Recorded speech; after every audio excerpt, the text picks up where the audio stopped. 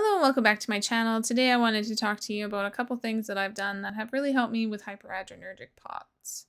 Hyperadrenergic POTS is a form of postural orthostatic tachycardia that causes you to have high norepinephrine in your blood. This high stress hormone makes it near impossible to relax.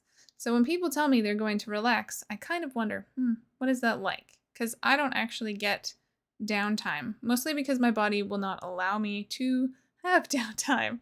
So that's not so fun.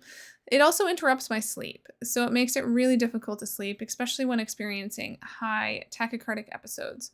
This is something that I've been struggling with for a really long time, and I had found it very deterrent from trying to go to sleep because every time I would lay flat, my heart rate would race and it would I could hear it in my ears and stuff, and it would just feel like my heart was going to burst out of my chest. And I remember talking to doctors about it, being very fearful of going to sleep because I thought I was going to die because of how fast my heart was beating. Now, that's really abnormal, just so you know. Your heart should not be racing when you're sleeping. Or another problem I had is it would actually wake me up from sleep and my heart would be racing. And I would take my blood pressure and it would be really high and my heart rate would be really high. The highest blood pressure I have documented is 220 over 110, and my heart rate has been over 190 before, which is really uncomfortable. You don't feel good when your heart rate's that high or when your blood pressure is that high.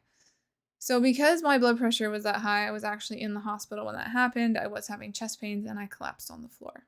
They ended up coding me and then obviously took me down to the ER for observation.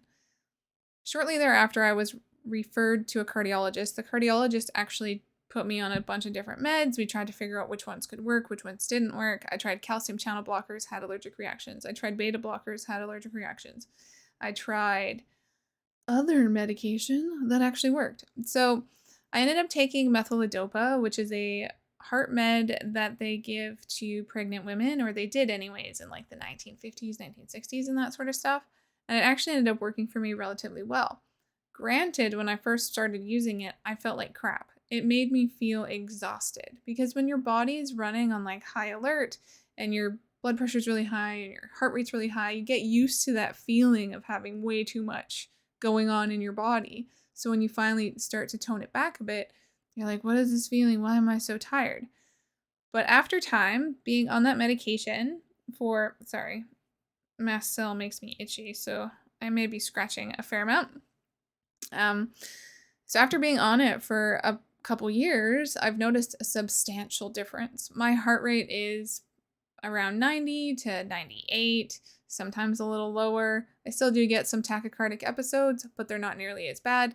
And my blood pressure is between anywhere from 116 for my systolic to about 135, 140. And then my diastolic, which is the lower number for blood pressure, is anywhere from 80 to 100. So it's kind of like, it's a big shift for me because it was such a high number before that it was making me feel so crappy. So now it feels better. Like, I'm not 100% better, don't get me wrong. Medication just doesn't cure medication does not cure the symptoms. It just is kind of like a palliative treatment. So it's treating the symptoms but not curing them. Another thing I do is I take 3 grams of salt a day.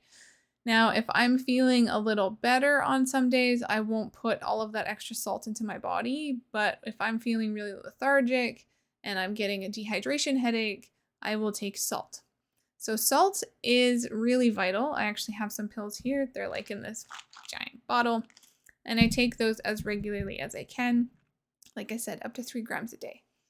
Also, I take hydration either IV, intravenously, so in my vein, or HTC, which is hypodermal chalasis, which is basically a line that goes under your skin, and then you get hydration in that way. So I usually take 1,000 milliliters or 1,500 milliliters a week in hopes of getting my blood volume up and also preventing dehydration headaches.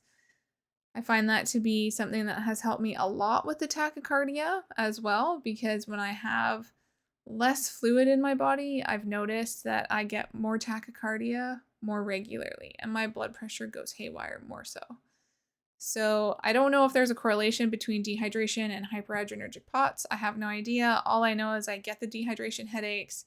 I use the HTC line, I get hydrated, I feel better, the headache goes away. So there's that. And then I also use compression stockings, which are 20/30. They are waist high, which is important because a lot of the blood from your body gets pushed down into your digestive tract when you start eating. So your food is getting digested, and if you have hyperPOTS, you get really tired after you eat. And it's because all of your blood in your body is going to digest your food. It's not actually staying in the upper portion of your body. So this poses a bit of a problem. So wearing the compression stockings actually helps to redistribute the blood throughout your entire body. It's pushing it back up into your upper portion of your body. Excuse me. I have dyslexia, so sometimes my words get jumbled and they come out funny. So that is something that's really important, is using the compression stockings to push the blood back up. Now, they may not be for everybody. I don't know. Compression stockings are uncomfortable. Yes. They're too hot. Yes. But they're very, very good at helping me not to pass out. With hyperadrenergic POTS, and I don't know if this is like this for other people, but I black out a lot. And it's mostly when I'm like sitting, or sometimes I'm not even doing anything. I don't even have to stand up. So when you have the high norepinephrine, I think your body just tends to do whatever it wants to do, and then it just like makes things haywire. At least that's my perspective. Again, I'm not a doctor. I am a patient living with this, and I really want to help other people living with it because I understand the frustration that comes along with hyperadrenergic POTS, and that it can really suck trying to get it diagnosed. So I will do another video on how I got diagnosed with hyperadrenergic POTS so that I can share that with you guys. If there are any questions you have about hyperPOTS, mast cell activation, Ehlers-Danlos syndrome, or the other cancers that I've had, as an example, please comment down below. I'm happy to answer questions, and we'll do a Q&A at some point on this channel. Thank you again for being here. Take good care. I'll see you again soon. Dyslexia. Bye.